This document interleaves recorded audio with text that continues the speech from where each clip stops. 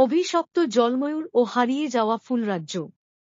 এক দূর গ্রামের প্রান্তে ছিল এক মনোরম বাগান ঘেরা রাজবাড়ি, যার একপাশে ছিল এক গভীর, রহস্যময় পুকুর।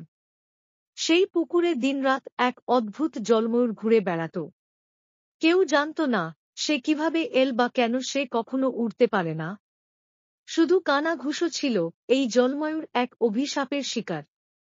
একদিন এক বুদ্ধিমতী কিশোরী, নাম সাহসিনী, খুঁজতে বেরোয় হারিয়ে যাওয়া তার মার কথা, যিনি একসময় ফুলরাজ্য নামে এক জাদুময় ভূখণ্ডের রানী ছিলেন।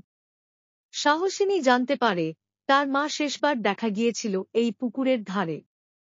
হঠাৎ এক বৃদ্ধ পুকুরে স্নান করতে নেমে বলে, এই জলময়ূর আসলে এক রানী। এক ভয়ঙ্কর প্রতিদ্বন্দ্বী জাদুকর তার ওপর অভিশাপ দিয়েছে, যার মায়ের মধ্যে কেউ ঢুকলে সে হারিয়ে যায় অন্য জগতে।